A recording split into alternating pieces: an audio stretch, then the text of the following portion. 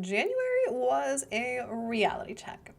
I spent more hours than I probably want to admit on video editing, but I'm happy to recap what I've learned and what I'm looking forward to moving into February as we go on with this challenge. If you're new here, hey, hello, my name is Soph. I created a fun little challenge for myself in the end of 2025 going into 2026 where I maybe not so smartly decided to run a challenge where I'm going to be editing all of my own videos and taking over the content creation and editing process for 2026 on YouTube. Now, I did this mostly because the team that I have has been editing my videos for the last few years and they've done an amazing job. But I know that I've seen with clients, they don't have the access or resources to be able to delegate their video editing to team members. So I wanted to put my money where my mouth is and take over this part to see, can I actually handle the video editing process?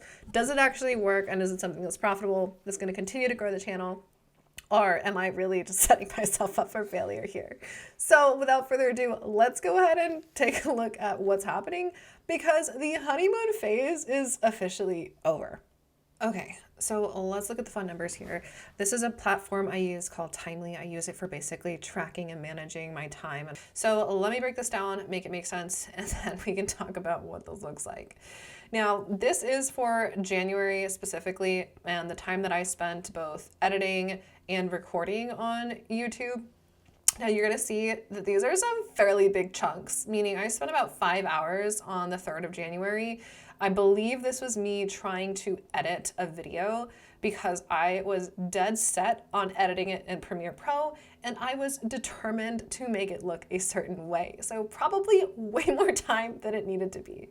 On the 21st, I believe this is also me finishing up editing and some final touches on the video. So all together, it took me about 8 hours to edit one video. And that video was actually pretty short. It was the one I released on the 22nd, I believe. We'll go and take a look in a second here. And then finally on the 22nd, this was the last piece here. So this was me working on the video editing for the thumbnail specifically, the metadata, and then getting the actual content ready to go for promoting it, sharing it via email, etc. So all together, one video in the first round took me almost 10 hours, 9 hours and 43 minutes, which I am not proud of, but that was the learning curve I think that I had to go through. And I think where I really jinxed myself on this one is I was determined to make Premiere Pro work for me because I wanted to learn that platform, and I still do. That being said, it's not an easy platform, and I think I did spend a lot more time really fixating on different components of it, which I think it will definitely get easier and better over time. But again, month 1, January, that first video, about 10 hours, and that's what we're looking at here. Now, if we also wanted to take into context December's video, so I'm gonna go ahead and go back 1 month on here. There was some content that I did edit in December for January. It wasn't too much, but what you can see here is in December, I tracked about 4.5 hours, which is a lot better for sure than what I was spending in January. But all in all, we're looking at about, call it 15-ish hours total for YouTube editing, recording, and producing. Okay, but hold on, before we start judging ourselves, let's actually look at the data, the stats on the YouTube side to see, did that loving 15 hours of labor actually make a difference in regards to the video quality and the engagement and of course ROI on the back end. So let's go ahead and jump into YouTube Studio and take a look. All right, so we are in the back of my YouTube channel, and hello, welcome if you are seeing this. So let's look at the stats here and the performance for this content so far and see what it's looking like. Now, I do see it's consistent, like steady level of growth, which is awesome. We're continuing to grow about 20 subscribers per month, which has been on track with what we've been doing for the last year. So that's great to see. Now, with the video that we just released in January, there were essentially two. There was the ones about the changes I'm making, and then of course, this one that I released here. Now, if we go and we look at the actual like content performance, this one did pretty decently. It had about 5 likes in there for the 41 views. I mean, that's like engagement ratio is pretty great in regards to what we're looking at. It's like more than 10% of the people who viewed the video ended up liking the video. Wonderful. Really good. And although the views on this are low, that's okay. This one was a bit more about me talking about the editing that I am doing and what that looks like, so not a huge deal there. And then it is actually getting some comments and some engagement, so really good. Now the other video that I mentioned that I semi-edited and kind of am counting for January is the one that I did on December 31st. And that was basically me talking about the changes that I was making going into the new year. And then in January, I talked more about me taking over the full YouTube editing process. So both of those are averaging about a 10% engagement rate. We're talking about 5 likes to the 40 to 50 views. Now, both of these do have lower viewer ratings as far as like the reach that they're getting. And that's okay, because neither one of these are necessarily like targeting a specific keyword. It's more me talking about a challenge that I'm doing and going through it. But let's go ahead and take a deeper look at the analytics on here.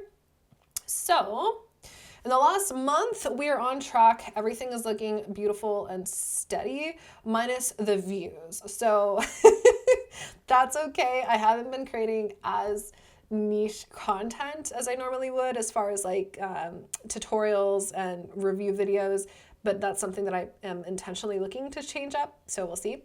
But the watch time is consistent and the subscribers is consistent, which is exactly what we want. So that both looks good. Now what's also interesting here, we go to our top content. It is a lot of my older content that is continuing to perform really well. And I do think it's always just helpful to kind of like see the stats on here versus, you know, just looking at like the fun, fancy metrics. But I do know that a lot of my tutorial videos and review videos tend to perform really, really well and continue to drive traffic really, really well. Interestingly enough, though, it is fun to see that this other video that I recorded more recently on SEO for Instagram is starting to pick up. And of course, I don't necessarily expect my newer videos to show up here, especially because they're more personalized content currently. They're not necessarily optimized towards solving problems. They're more about me sharing a personal experience. So we'll see. We'll see as we go into February what those changes are going to look like. But overall, I do think that this is doing pretty well. And then the last thing that I want to check here is, oh wow, look at that. We actually have our impressions are going up here by about 14% increase, which is great, meaning what we're looking at reaching and how people are engaging. And then our click-through rate is about 4.5%. So that's actually really great. We want it between a 1 to 2, ideally 2 to 3.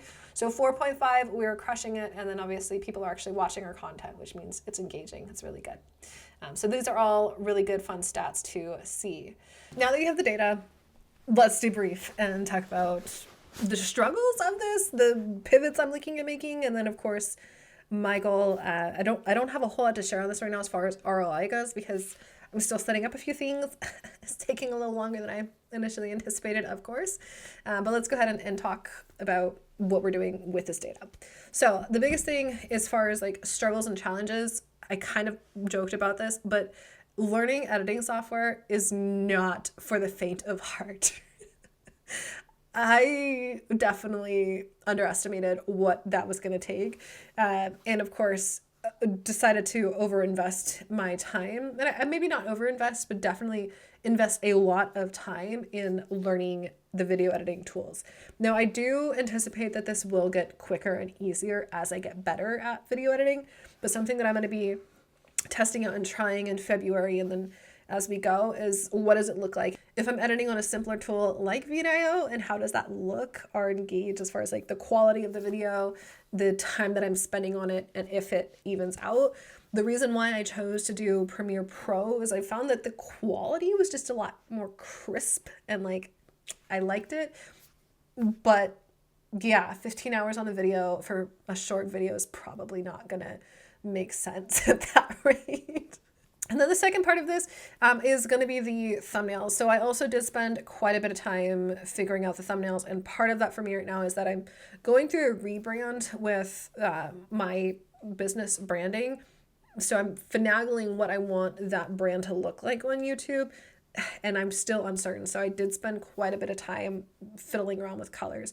I think once I have consistency on the actual like colors that I'm moving forward with, the brand style guide, and then along with just getting better with the platforms, I do anticipate that this process will be a lot quicker and easier and hopefully a lot less stressful. So those are the two big things. As far as the editing goes, the video editing itself, the thing that I found to actually be tedious but the easiest was cutting out and just like cleaning up the video itself. So cutting out a bunch of like the extra little bits, fairly straightforward. The part that was probably the most obnoxious was adding text and the like sound bits that go with it and lining those up. That took me so long. And I think it wasn't necessarily like putting it on there, but researching and trying to find the right type of templates. Now, this is specifically talking about Premiere Pro because I wanted to find the graphics and like the templates for the text that I really wanted to use that looked really good. And I probably spent the majority of my time that we tracked doing that specifically, researching, looking for the different types of templates and tools I wanted to use, and then putting them on there. So again, I think a lot of the work that I've done in this first month for January, though I definitely didn't hit as much of the content that I wanted to record, has been a lot of the heavy lifting on the front end to prepare me and hopefully make my life a lot easier moving forward. So we'll see. Okay, and the final piece going into February, and now that we're actually halfway through at the time of me recording this video, is the change I'm going to be making going into February. So my goal, again, is to really hone in on preparing ahead of time with the content that I'm recording. I want my content to be a lot more thoughtful and in depth, and I want to be able to focus more on the educational side of what I'm doing. So that does mean that I have to spend a lot more time preparing what I'm going to record versus just hitting record. And hopefully that preparation on the front end will make the editing a lot easier on the back end, so I don't have to edit out so many components of retakes, but we'll see. So that's one of the things I'm really looking forward to. And then of course from here on out, it's really going to be looking at, of course, how are we tracking ROI on these pieces. For January, I don't have a whole lot to report here just because there's not been a lot of focus on that part yet. It's been mostly on building the skill set, getting the content out there, and then I can start to shift back into focusing on how are we growing our email list, how are we bringing clients into what we're going to be pitching out and offering. So look forward to that hopefully in the next review that we do in March, and we'll have more information on what that number and data and information looks like. But for now, hopefully this has been a fun little recap and review for you.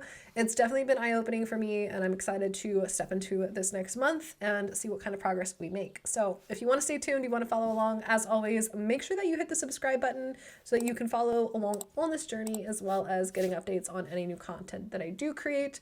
And more importantly, if you did enjoy this video, please be sure to give it a thumbs up. Let YouTube know that you like it. Let the algorithm know that you want to see more of me and this content.